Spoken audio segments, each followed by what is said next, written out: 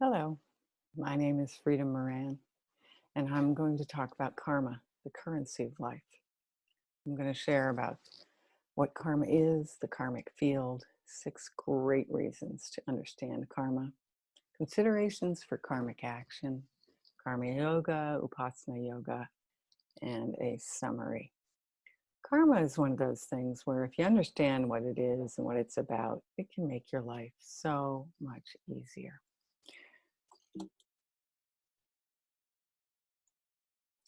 This information comes from Vedanta, which is the knowledge that is the means of knowledge for understanding who we are as consciousness. And Vedanta says you are free, you are nature's love, and you are beautiful. Who you are is the source of all happiness and joy. The credence for this information comes from a very ancient understanding. It harkens back to the very beginning, to who we are as consciousness. So I invite you to take a moment to reflect on who we truly are as consciousness and how this information comes from a very sacred and ancient source. So what is karma? Karma is a verb in its Sanskrit definition, which means to do or to act. It's a verb denoting free will action happening in the present, including our thoughts, our words, our physical actions. Our innermost thoughts are karmas. Karmas are many, varied, different, and unique. And karma is also a noun as we experience it and think about it here in the West, which is actually karma palem in the strict sense. The fruit or the seen and unseen results of our free will actions, thoughts, and words are what we would call karmas.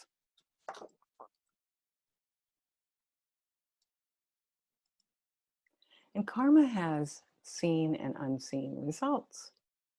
Its fruits are invisible, can be seen most easily by its effects. So imagine throwing a rock into this lake. The ripples go out along the top of the water.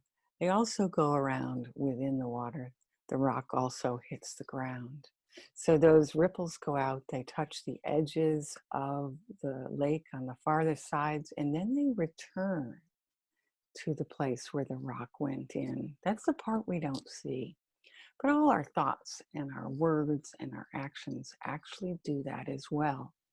So as we send forth loving thoughts, those loving thoughts come back to us. They may come back to us today, tomorrow, next year, or next lifetime. Oops. So karma is the effect of past actions from this or previous lifetimes. The law of karma is that of action and reaction, cause and effect, sowing and reaping. By their thoughts and actions, human beings become the molders of their own destinies. Whatever energies a person has set into motion, wisely or unwisely, must return to that person as their starting point, like a circle inexorably completing itself. An individual's karma follows him or her from incarnation to incarnation until fulfilled or spiritually transcended. So karma is both the giving and the receiving of our actions. What we have put forth, we must receive. So it's reciprocal. There was a woman who saved a 4-year-old boy from drowning off a pier in her hometown. And then 15 years later, that same boy that she had saved from drowning dove in and ended up saving her husband from floundering in the water. Talk about a reciprocal thing where she saved the boy saved her husband. There was the reciprocity. So the karmas that we put out, we are required to receive the benefits from or the experiences from. So karma is inseparable from reincarnation. So let's talk about reincarnation. Reincarnation is the past actions of human beings set into motion the effects that draw them back into the material plane. Through a succession of births and deaths, they return to Earth repeatedly to undergo here the experiences that are the fruits of those past actions, and to continue a process of spiritual evolution that leads ultimately to the realization of the soul's inherent perfection and union with God. That's from a self-realization fellowship booklet called Spiritual Marriages, Marriage. And there are many stories of reincarnation. At my last talk, one of the folks there shared a story that he knew about one of the world wars, where a troop of soldiers approached a town in Europe, and they had to get through the town, and there was no way to know what the geography of the town was, but one of the people, one of the soldiers in the troop, recalled from a past lifetime having lived in this town and knew how to get through the town. So the troop was able to get through that town safely. It gives me goosebumps to think about that. So reincarnation also, it can explain our recognition, our aversion, or our attraction to people we have just met. And karma is like sort of the gasoline that makes the reincarnational process run. It is the mechanism that enforces our need, I guess you might say, to return in a subsequent lifetime in order to experience whatever it is we have set the stage for in previous lifetimes and in this lifetime. And in order to burn up these karmas that we put forth, we must experience them. And so here is the very foundation of understanding how karma is spiritual. We'll talk about that shortly. So karma is facing all around. It has eyes everywhere. It takes into account time, place, parentage, world, contemporary society, flora, and fauna. So this is just a pretty eye that I got from one of the Course in Miracles materials. My favorite song is Bob Marley's One Love. And one of the lines that I always appreciated was, "There ain't no hiding place from the Father of creation." And that could be true of karma. There ain't no hiding place from the karmas you put out. And so the moment I do an action, a karma, the universal laws take over and process that karma, creating the quality of karma the action initiated. It is handed back to me as seen and unseen results. I use this photo because, like blowing the seeds of a dandelion flower, we may not anticipate where they will land. But there are certain laws we can use to operate in this world, and we'll talk about those later. If we operate, obviously, from love and compassion, from generosity and from kindness, from a willingness to receive and give, we're setting ourselves up for having beneficial, or what we might call punya karma. Positive karma is called punya karma. It's the good karma generated. So good karma, these are words from my spirit guides. Good karma, punya karma, generates an attractive wave force that magnetizes beneficial, lighthearted, beautiful things to an individual. And the manifestation of punya requires the focus of healing the rift between self and God. So in order to create good karma, We need to heal the rift between ourself and our spiritual presence on this earth. Um, what surprised me most was the part of turning inward and healing the rift between self and God. Not in the sense of entreating God for forgiveness or anything like that, but in the sense of moving my identity closer to that of God. In my sight, seeing God everywhere. There was a story of a homeless man who found a backpack filled with $42,000 traveler's checks and a passport. He turned it into the police.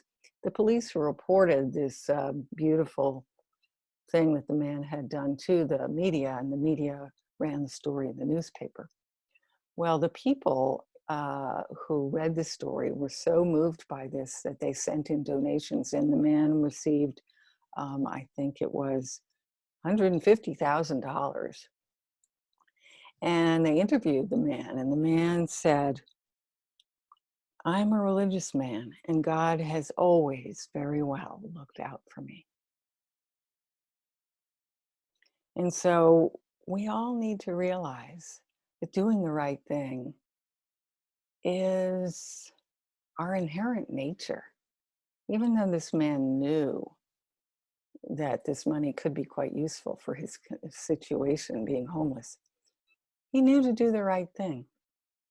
He knew that he was more than an individual human.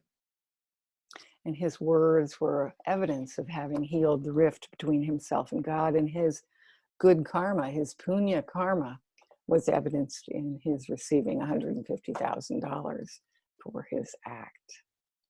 And so negative karma is called papa karma in Sanskrit. And this is the definition that I got from my guides. There is no such thing as bad karma. There are experiences which are not pleasant or desirable from the human's perspective. Yet these are great boons to an individual's spiritual growth and development that serve to uplift and harmonize the creation. So how is it that we could harmonize the creation with bad karma? Well, when we do something out of synchrony with the unity of all things, we receive the results of that. And so it helps to correct our understanding of what's going on here and helps to give us that impulse to do the right thing in the future. Our difficult experiences are often the ones that awaken us from our slumber, from imagining that we are separate beings on this earth. But the truth is, we are all interconnected. And so the creation is uplifted as individuals learn to grow in their capacity to be in the flow of what is best for all. And karma also works on different size scales: individual, corporate, group, and national, etc. And different karmas ripen in different lengths of time: days, years, decades, or in lifetimes. This photograph of Roundup up there, in 2016, Bayer, a large pharmaceutical company, bought Monsanto, the maker of Roundup. And even though Bayer removed the Monsanto name from existence, its karma wasn't erased so easily, because in May of 2019, this is a quote, "A California jury on Monday awarded more than $2 billion to a couple who claimed Bayer's glyphosate-based Roundup weed killer caused their cancer, in the largest U.S. jury verdict to date against the company in litigation over the chemical." So that was just one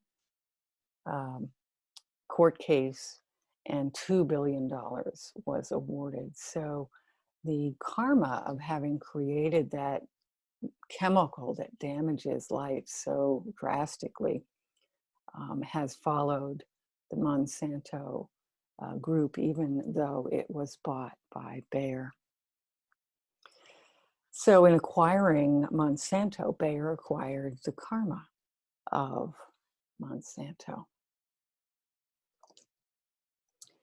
And karmic action is measured by its spiritual influence, which teaches us to grow in love, wisdom, and service. Karma is spiritual because this is actually a spiritual world masquerading as a physical world. And here's that classic quote that I'm sure you've all heard by Teilhard de Chardin. We are not human beings having a spiritual experience. We are spiritual beings having a human experience. So karmas are actually spiritually elevating, mediocre, or retrogressing.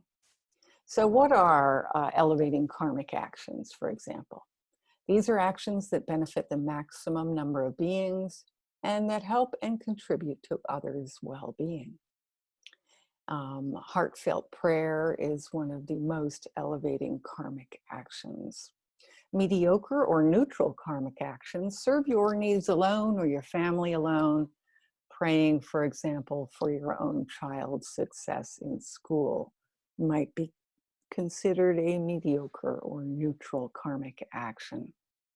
So what occurs to me is that we might easily move a mediocre action to an elevated karmic action if, when we do pray for our own family and our own children and our own community, we also pray for the greater world, because there is infinite life, there is infinite well-being, there is infinite love, and there is no metering out of our capacity to pray for others at any level, because we are all interconnected and because we are far more powerful and magnificent than we realize from our human perspective.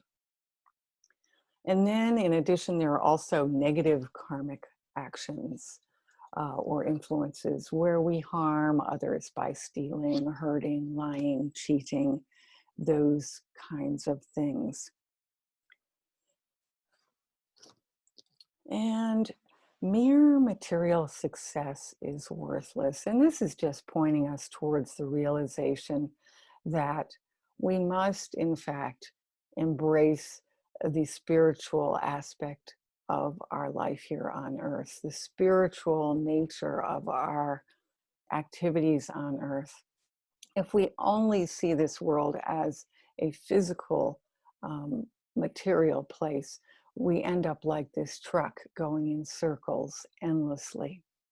It's the spiritual growth, it's the spiritual understanding and the spiritual capacity to be generous and realize our interconnectivity that assists us to find or create a ramp out of our ruts. And this truck is a metaphor as well for our reincarnation. We will just continue coming back into bodies continually, missing the point of our human incarnation if we only see it as a physical experience. And so there are three kinds of karma. There's sanchita karma, which is the total accumulation of all lifetimes of actions. They exist in seed form in countless births. You could say it's like an Akashic record balance sheet, a list of fixed assets and liabilities, or our master karmic account. And it's only by going through our experiences that are in seed form in our sanchita karma that our karmic, our good and bad karmas get exhausted. So we must go through the experiences that we have set forth on our agenda, if you will. So our sanchita karma is everything we've done in all these lifetimes. So there's massive amounts of karma that we are scheduled to have to come back here and live through. And so it's a good idea, perhaps, to consider how to reduce creating negative karmas and how to perhaps investigate how to move outside of this reincarnational imperative. And so the second kind of karma is prarabdha karma, which is the karma we're working from in this lifetime, from birth to death. And this karma is predetermined by us prior to being born, including our family, our body type, and the experiences we want to have. We decide this ahead of time. So we use some of our sanchita karma to pay for a human body experience, from whence we can burn up or fulfill karma. We decide what part of our sanchita karma balance sheet to spend for this lifetime. Astrology is a roadmap to our prarabdha karma plan. It has our destiny and our destination within it. And going with the flow of life ensures fulfillment of our life plan. And accepting what comes with grace as a gift from God ensures that we burn up the karma experiences that we set out to have instead of creating more of them. And agami karma is the third kind of karma I'm going to speak of today. It's the accumulating karma whenever we do anything via free will choice and action in this lifetime. So we avoid creating excess karma when we respond to the world instead of when we initiate actions.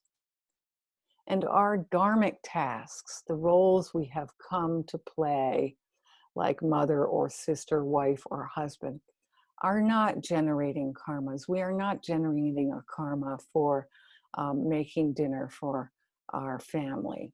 We perhaps generate a karma when we call all our friends and create a need for a protest march, for example.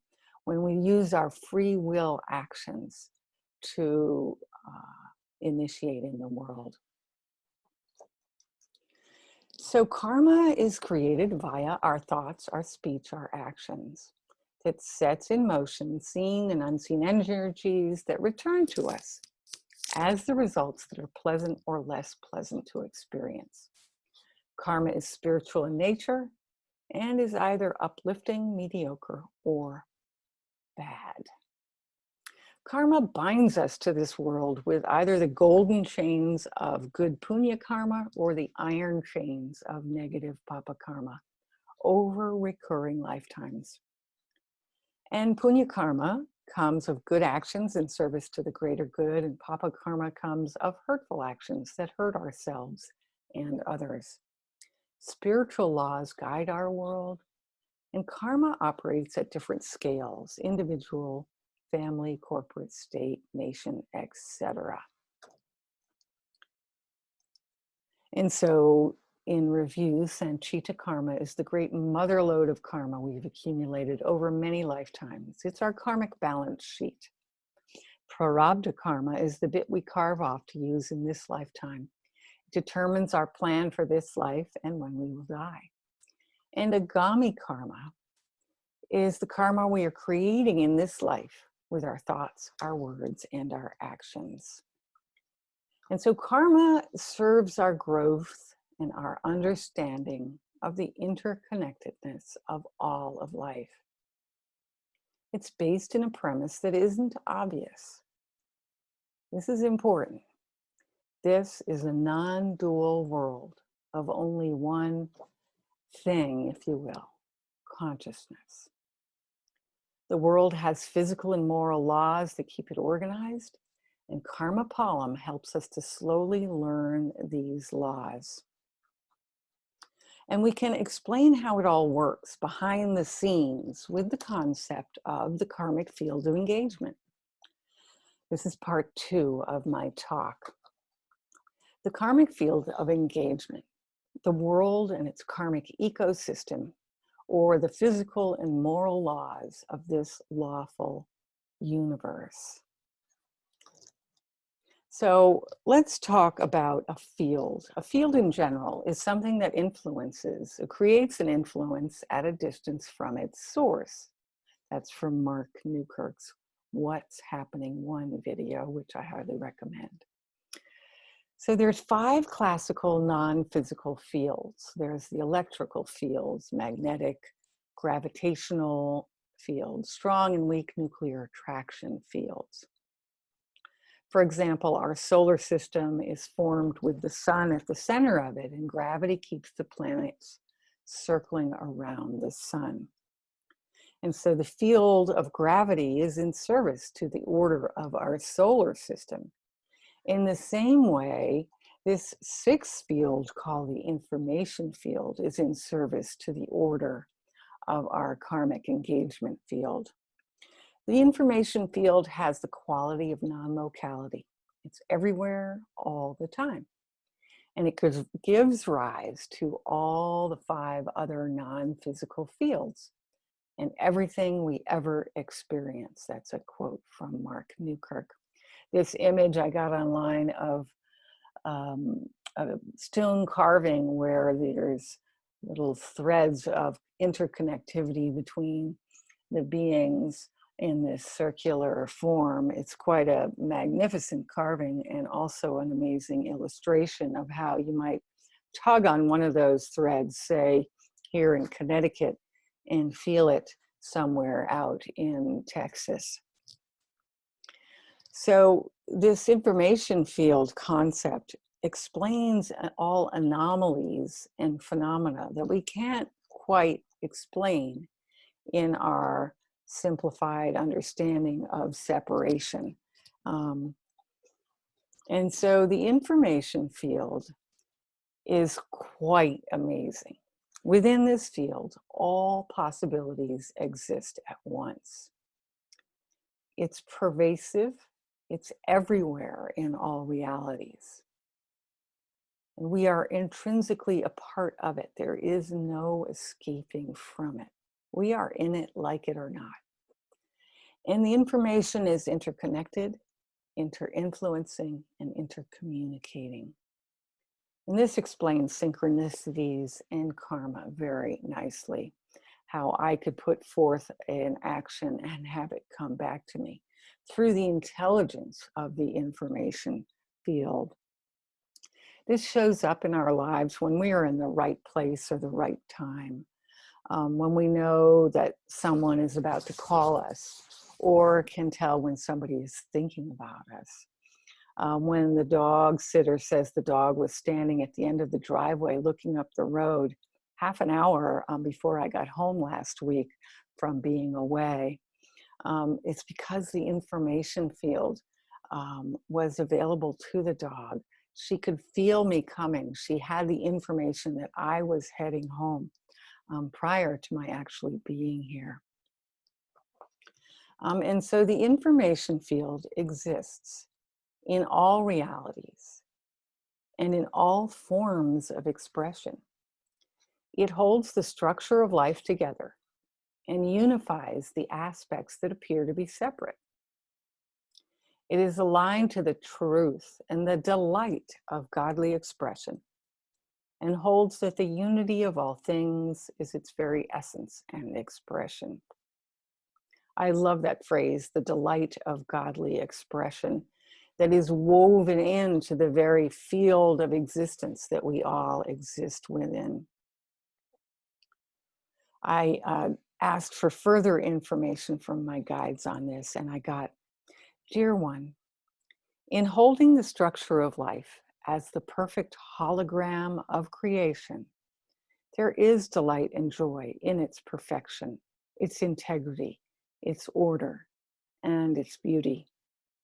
This is what comes of creation, and the human in creative mode is aware of this same emotion of delight. That's from my guides. So our work here on this earth is to create, to be in delight and joy and happiness, expansion and love. And so there is an information field around the earth. This is a screenshot from What's Happening 1, Mark Newkirk's talk. And he says that the information field overlays the light field, which is always symmetrical. And the information field is like the information that creates the names and forms of the physical world. This is not a scientific talk, so I won't go into that any further. There is more information on that in some of Mark Newkirk's talks. And so Mark also says that all living things have an information field associated with their physical manifestation and actually cause and maintain the sustenance of their existence as a construct.